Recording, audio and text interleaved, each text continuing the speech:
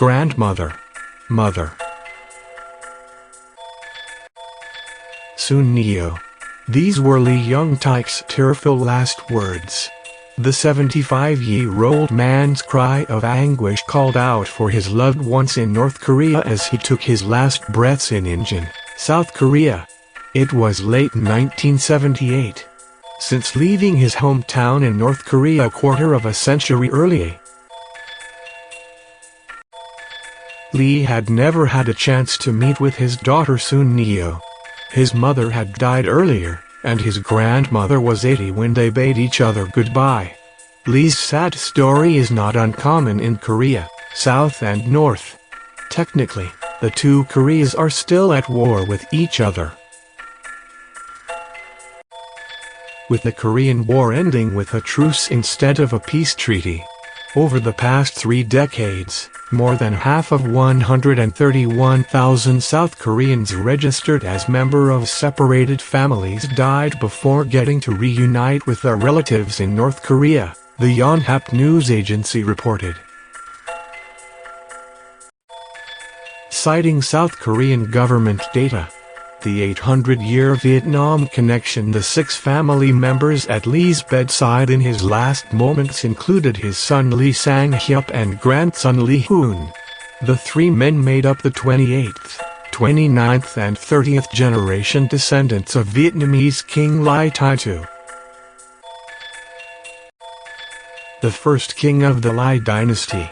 In 1226, for fear of being purged when the Ly dynasty fell to the Chan dynasty, Ly Long-tuon, a 6th-generation descendant of Ly II, went on a ship on the South China Sea, known as the East Sea in Vietnam. His voyage took him to Hwasun in Hwang Hai Province, in modern-day North Korea. Living in exile there, the Vietnamese prince allied with Goryeo King in fighting the Mongolian aggression. He gained the king's trust and was appointed as the general of Hwasun. Ly Long-tuon's descendants today live in both North and South Korea. In South Korea, the descendants are estimated at around 2,700 people. 3 years after Vietnam and South Korea established diplomatic relations in 1995, Lee Sang-hyup, head of the Hwasun Lee family, and other members came to Vietnam. It was the first visit by the Korean branch of Vietnam's Ly dynasty. Now, representatives of King Ly's descendants in South Korea return to Vietnam every year to celebrate their family's foundation. 70 years of separation. Lee Young-taek was born in 1903 in the northern part of the Korean peninsula. During the Korean War 1950–1953, hundreds of thousands of people took refuge in what is South Korea today. A year after the war broke out, he secretly took his wife, his son Lee Sang-hyup and his youngest daughter for a walk of around 15 miles before stepping into an American boat. The trip took them 1 month as Lee Sang-hyup fell severely ill. The senior Lee had left his other daughter Soon Nyeo in his hometown to take care of his 80-year-old grandmother. Just like any other Korean refugee, Lee promised to return when the war was over. Little did he know that 65 years later, the war would not have ended. The senior Lee never got a chance to reunite with his beloved daughter in North Korea. He did not even know what her destiny was back home. However, the mission to find Soon Nyeo has been kept alive for decades by succeeding generations. Lee Sang-hyup sent his younger sister's information to a TV program in South Korea that focused on reuniting families separated by the war. He also registered with a family reunion program organized by the Red Cross. Both were in vain. In 1992, Hope was rekindled when South Korea and Vietnam established diplomatic relations. Lee Sang-hyup visited the Vietnamese embassy in Seoul to ask the government to contact North Korea for information about their relatives. No headway was made. In desperation, Lee Sang-hyup and his father paid a mediator in China $6,500 to gather information from North Korea.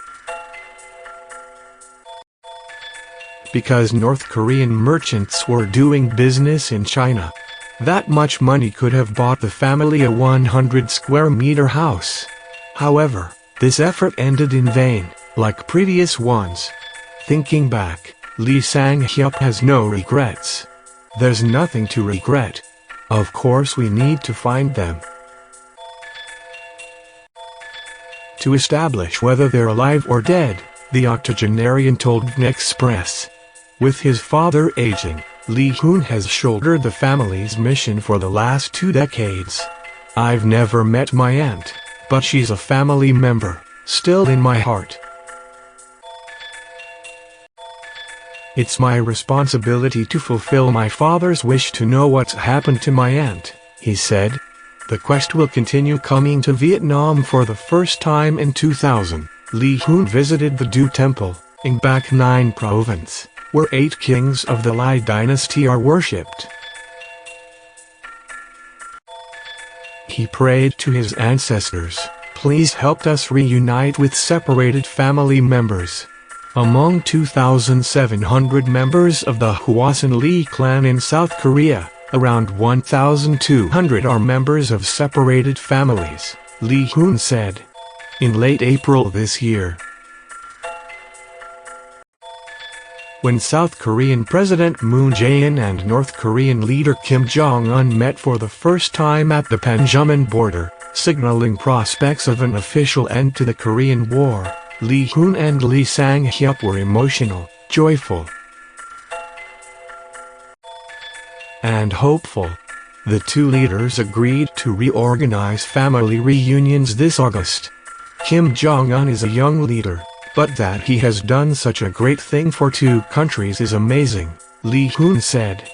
President Moon, also a son of a refugee from North Korea, had once said, "If Korea reunifies, the first thing I would do is to take my mother's hand and visit her hometown." Lee Hoon said that if people from 2 countries get a chance to visit each other, he would also take his father back to his hometown. If his father is not alive, then he will still go to find his aunt, who'd be 80 if she was still alive. Lee Hoon is cautiously optimistic that this could happen in the next 7-10 years. Whatever it takes, and however long it takes, he will still find his aunt. "I've never felt I want to give up. I always tell myself to try my best to find her. If I can't do it anymore, my son will take over." The video is sponsored by ciantronic.com.